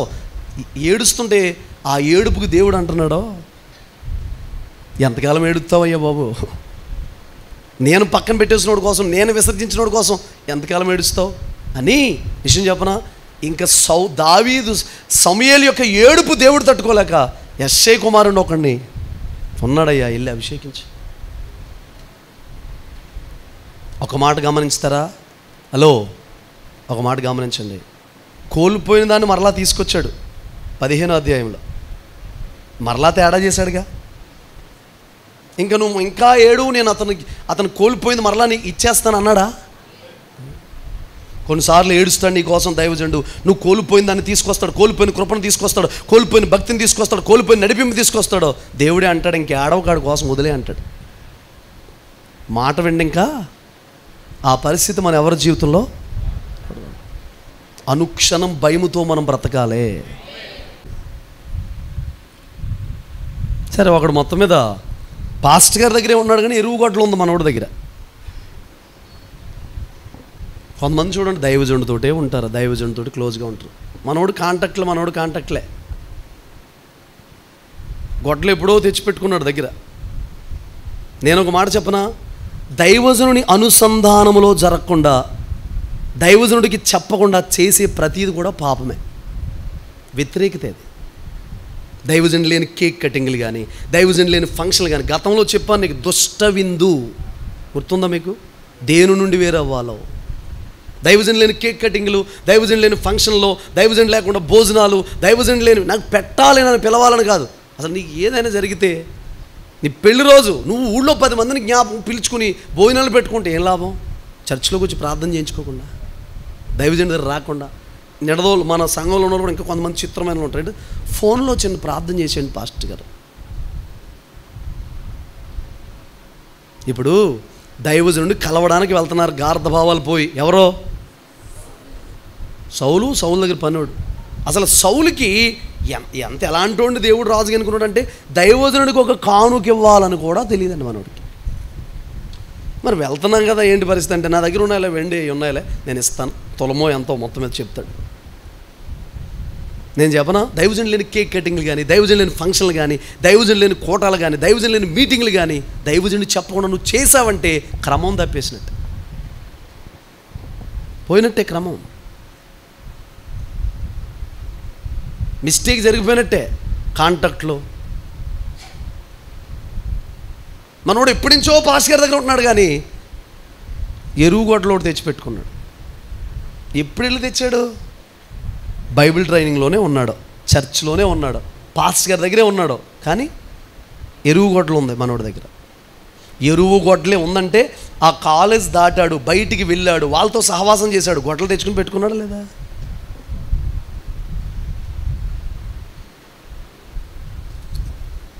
నేను ఒకరినొకరు మాట్లాడుకోనేమన్నా? సంఘంలో ఒకరినొకరు ద్వేషం పెట్టుకోమని చెబుతున్నానా? ఒకరితో ఒకరు ప్రేమ ఉండమని చెప్పట్లేదా? నేను చెప్పనా? మన స్నేహాలు కానీ, ప్రేమలు కానీ, సహవాసాలు కానీ క్రమానికి మించి ఉంటే అది అక్రమం, వాక్యానికి మించి ఉంటే అక్రమం. వద్దు అన్నది నువ్వు చేస్తే అది అక్రమం. నేనేమన్నా బంధించట్లేదు, కట్టట్లేదు, ఆంక్షలు పెట్టట్లేదు మీకు. దాని ద్వారా జరిగిన నష్టం నాకు ముందే తెలుసు, మీకు నష్టపోయిన తర్వాత తెలుస్తుంది. హల్లెలూయా, గట్టిగా చెప్పండి. ముందే తెలుసు, కానీ మనకేమవుతుంది? కొంతమందికి నష్టపోయిన తర్వాత తెలుస్తుంది. నష్టపోయిన తర్వాత ఏం ఉపయోగం? చేతులు కాలిపోయి ఆకులు పట్టుకుని ఉపయోగం ఉండదంట. అయితే మొత్తం మీద దైవజనుడు తీసుకెళ్ళాడు, గొడ్డలు మునిగిపోయింది. ఎవరికన్నా నాతో మాట్లాడుతున్నాడు దేవుడిని అనిపిస్తే నీతోటే మాట్లాడుతున్నాడు, నన్ను సరి చేస్తున్నాడు అనిపిస్తే నిన్నే సరి చేస్తున్నాడు. అందులో మొహమాటం ఏం లేదు. నా కోసమే చెప్పారండి పాస్టర్ గారు అని మీలో ఎవరన్నా అంటే మీకోసమే చెప్పాను. డౌట్ లేదు, డాకా లేదు, డొంక తిరగలేదు, ఎవరిని వంక పెట్టుకుని నీకు చెప్పట్లేదు, నీకే చెప్తున్నా, నిన్నే సరి చేస్తా. అడిగాడు, ఎక్కడ పడింది అడిగితే అది ఒకటి చెప్పగలిగాడు. అయ్యా ఇక్కడ పడిందయ్యా అని చెప్పి. ఒక మాట చెప్పనా, ఈరోజు మరలా బూడిదకి అందం రావాలి, మనం దీవించబడాలి, కోల్పోయింది మరలా పొందుకోవాలంటే చిన్న విషయాన్ని చెప్తున్నాను, ఎక్కడ మునిగిపోయామో దేవునితో చెప్పండి, చాలా దేవునితో చెప్పండి. ఇంకొకటి, ఎవరన్నా గాయపరిస్తే, ఇబ్బంది పరిస్తే సారీ చెప్పండి వాళ్ళకి. నీ ప్రవక్తన ద్వారా నేను అంటాను, దేవుడు వినేశాడండి నా ప్రార్థన. దేవుడు కాదు, నువ్వు ఎవరిని గాయపరిచావు, ఎవరిని ఇబ్బంది వాళ్ళు ఖచ్చితంగా సారీ చెప్పాలి. అదే క్రమం. బాధ పెట్టాను అని నీకు అనిపిస్తే చెప్పాలి. ప్రైజ్ ది లార్డ్ చెప్పండి గట్టిగా. అర్థమవుతుందో ప్రియులారా? ఎక్కడ మునిగామో చెప్పగలిగితే, ఎక్కడ మునిగావు, నువ్వు ఎక్కడ మునిగిపోయినా గొడ్డలను అడిగితే పలానా చోట అంటే దైవజనుడు చెట్టు కొమ్మను విరిచి అలా వేయగానే ప్రియులారా గొడ్డల పైకి తేలింది. కోల్పోయిన దాన్ని తిరిగి ఏం చేయగలను దేవుడు? ఇవ్వగలను దేవుడు. ఏం చేస్తే తెలుసా? ఒప్పుకోగలిగితే. నేను ఒక మాట చెప్పనా, జ్యోతిబాబాయ్ గారు చెప్పారు, నేను కూడా ఎక్కువ ఆలోచించేది అదే. ఒక మాట ఏంటంటే, భక్తి చేస్తూ ఒక 3 సంవత్సరాలు 4 సంవత్సరాలు 5 సంవత్సరాలు అయిన వాళ్ళకి ఇంకా సాఫ్ట్ వాక్యాలు, ఆదరించే వాక్యాలు, సేద తీర్చే వాక్యాలు కాదు, మనల్ని సరిచేసే వాక్యాలు మనం కోరుకోవాలి. నువ్వు ఇంకా సాఫ్ట్ వాక్యాలు, మా సంఘంలో వరాలు ఉన్నాయంట, ఫలాలు ఉన్నాయంట, ఇవన్నీ ఉన్నాయంట, కానీ అన్నప్రసన్న అవ్వలేదంట, నవలలేకపోతున్నారు. ఎక్కడ మునిగిపోయావో చెప్పాలి. స్నేహాల్లోనా, సహవాసాల్లోనా, లోకంలోనా, యూట్యూబ్లోనా, ఫేస్బుక్లోనా, లోక సంబంధమైన ఆచారాల్లోనా, పద్ధతుల్లోనా. ఒక్కొక్కరు ఆచారాన్ని ఖండించరు, వీళ్ళకి కూడా మనసులో ఉంటుంది ఆచారం చేయాలని. పైకి వద్దండి అంటే కానీ లోపల ఆచారం ఉంటుంది. ఆచారం నువ్వు చేస్తే దేవుడు ఏమన్నాడు తెలుసా? ఆచారం చేసే ప్రతి ఒక్కడు నాకు హేయుడు అన్నాడు. ఎవరంటే ఆచారం చేసే ప్రతి వ్యక్తి హేయుడు అంటే. అగ్నిగుండం పిల్లలు దాటించిన, చిన్న ఆచారం చేసిన, వారములు చేసిన, దినములు చూసిన, మాసములు చూసిన. ఓ తమ్ముడు డేట్ అడుగుతున్నాడండి, ఇంటి ఓపెనింగ్ డేట్ అడుగుతున్నాడు. వాళ్ళు అన్నారంట, డేట్ అడిగితే పంతులు గారిని పిలిపించి చేంజ్ చేసుకో తమ్ముడు అని చెప్పి. నువ్వు ఇంటికి వెళ్ళిన తర్వాత నేను వినండి, ఈ వాక్యం కోసం ఎవరితో డిస్కషన్ చేయకు, ఎవరితో మాట్లాడుకో, ఎవరితోటి మాట్లాడుకో. కాసేపు ఆలోచించి ఒకసారి, మరలా పుస్తకం తీయ ఒకసారి. ఎందుకంత ఆవేశంగా పాస్టర్ గారు చెప్పారు, ఎందుకంత ఖండితంగా చెప్పారు, ఆలోచించు. ఎవరితో ఓపెన్ అవ్వక అసలే ఫస్ట్ ముందెళ్ళి ప్రేయర్ చేయి. పనికిమాల అలవాటు ఒకటి ఉంటుంది, ఏంటో తెలుసా? కొంతమందికి చెప్పిన వాక్యాన్ని నీకోసమే చెప్పారు, నీకోసమే చెప్పారు, నా కోసమే చెప్పారు, నా కోసమే చెప్పారు, నీ కోసం చెప్పానని నీకు అనిపిస్తే నువ్వేం చేయాలి? హల్లెలూయా. ఒకవేళ చేసేలా ఉండడం కూడా చేయాలి. నీ మీదకి అభిషేకం వచ్చిందయ్యా, ఏకంగా నీ పేరు పెట్టి నిన్ను గద్దించారు. ఎంతమంది నమ్ముతారు నీతిమంతుడు గద్దింపు తైలాభిషేకం అని? నిజమేనా? చర్చిలో నిన్ను నిలబెట్టి నేను చెడామడా తిట్టేస్తే వచ్చే వారం చర్చికొస్తావా? బుర్రోపడం కాదు, వస్తావా అని అడుగుతున్నాను. జ్ఞానంలాగా ఎలగలగా అనుకో, బుర్రోపుతం కాదు. నాకు బుర్రోపుడు నాకు తెలీదు. నోటితో చెప్పండి గట్టిగా. నిన్ను నిలబెట్టి ఒకవేళ దైవజనుడు ఒక్కడ గట్టిగా చేసిన తప్పుకి సంఘం ఎదుటి కొడితే నువ్వు వస్తావు చర్చికి? నిజమే? ఎందుకు వస్తారు వచ్చేవారు నన్ను కొట్టేస్తాక? ఒక మాట చెప్పను ప్రియులారా, ఖండింపు వాక్యాన్ని ఇష్టపడండి, గద్దింపుని ఇష్టపడండి. నేను అంటాను, ఊరికి ఖండింపే గద్దింపే మాట్లాడు, ఆదరణ కూడా మాట్లాడతాడు, హెచ్చరికలు కూడా మాట్లాడతాడు. ఎక్కడ మునిగావో నువ్వు చెప్పగలవా ఈ పూట? నువ్వు ఒకే ఒకటి నీ నోటితో నువ్వు ఎక్కడ మునిగిపోయావు ఒప్పుకుంటే వెరీ నెక్స్ట్ మినిట్ నీ సంఖ్యలన్నీ తెగిపోతాయి, ఫ్రీ అయిపోతావు. నువ్వెక్కడో ఉండాల్సిన వ్యక్తివి, ఎక్కడో ఉండాల్సిన వ్యక్తివి, ఏదో స్థితిలో ఉండాల్సిన వ్యక్తి. మీకు ఒక విలువైన మాట చెప్పనా ప్రియులారా? పేతురు బొంకాడు, పేతురు అబద్ధం ఆడాడు, పేతురు గలిబిలి చేశాడు, పేతురు తొందరపడి చేశాడు. ఒక్క మాట చెప్తాను చూడండి, ఒక్క మాట చెప్పనా? పేతురు ఒరిజినల్ అది కాదు.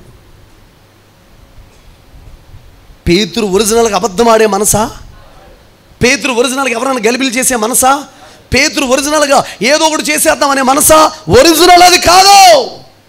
పరిస్థితులను బట్టి పేతురు అలా మారిపోయాడు. హల్లెలూయా. నేను చెప్తున్నాను, నీ ఒరిజినల్ ఇది కాదు. నీ ఒరిజినల్ ప్రార్థన జీవితం ఇది కాదు. నీ ఒరిజినల్ బైబిల్ స్టడీ ఇది కాదు. నీ ఒరిజినల్ క్యారెక్టర్ ఇది కాదు. నీ ఒరిజినల్ పరిస్థితి ఇది కాదు. నీ ఒరిజినల్ మాటలు ఇవి కాదు. నీ ఒరిజినల్ అభిషేకం ఇది కాదు. ఎక్కడో తేడా కొట్టేస్తుంది, ఎక్కడో తేడా వచ్చేస్తుంది, ఏదో ఆపేస్తుంది. నా గురించి మాట్లాడుతున్నప్పుడు తమ్ముడు అన్న ఈరోజు కూటంలో బలంగా జరిగింది, ఆరాధన జరిగింది, అది ఇదంటే డానియేల్లో శ్యామో పక్కన అంటారా, అన్న ఇంకా ఇది కాదు అస్సలు. అన్న ఆరాధన చేస్తుంటే దెయ్యాలు గిసగిసలాడి వెళ్ళిపోతాయి, చేతపడి శక్తులు వెళ్ళిపోతాయి, రోగులు ఇలా అయిపోతారు. ఇంకా ఉందన్న బాబు, అన్న ఓపెన్ అవ్వట్లేదు, ఇంకా ఉంది అంటాడు. నువ్వు మాట్లాడే మాటలు ఇవి కాదు. నీ ఒరిజినల్ వస్త్రాలు ఇవి కాదు. నీ ఒరిజినల్ భక్తి ఇది కాదు. నీ ఒరిజినల్ ప్రార్థన ఇది కాదు. నీ ఒరిజినల్ ఉంది, కానీ ఎక్కడో దెబ్బ పడిపోతుంది. నిజం చెప్పండి, మరలా పేతురు ఒరిజినల్ అదా? అబద్ధలాడే తత్వం. ఎన్నిసార్లు అబద్ధలాడాడు పేతురు? ఆ ఒక్కసారే 3 సార్లు మాట్లాడు. ఇంకెక్కడన్నా అబద్ధం మాట్లాడా? చెప్పండి. ఎక్కడన్నా గలిబిలి చేశాడా? ఎవరన్నా పాడు చేశాడా? ఏ పరిచయన నాశనం చేశాడా పేతురు? లేదు. ఒరిజినల్ అది కాదు బిడ్డా. నీ ఒరిజినల్ ఇది కాదు. నీ తొల్లిడి దినాల భక్తి వేరు, నీ సాక్ష్యం వేరు, నీ నడిపింపు వేరు, నీ క్యారెక్టర్ వేరు, నీ మాట తీరు వేరు, నీ వైఖరి వేరు, నీ బైబిల్ స్టడీ వేరు. సేవకుని మీద నీకున్న ప్రేమ వేరు, దైవజనుడి మీద నీకున్న ప్రేమ వేరు, దేవుని మీద నీకున్న ప్రేమ వేరు. ఏదో నేను డిస్టర్బ్ చేసింది, దాని నుండి బయటికి రాగలిగితే చాలు, అదే మునిగిపోయిన దగ్గర నుంచి తేలడం. మోకరిద్దాం ఉన్న చోటే.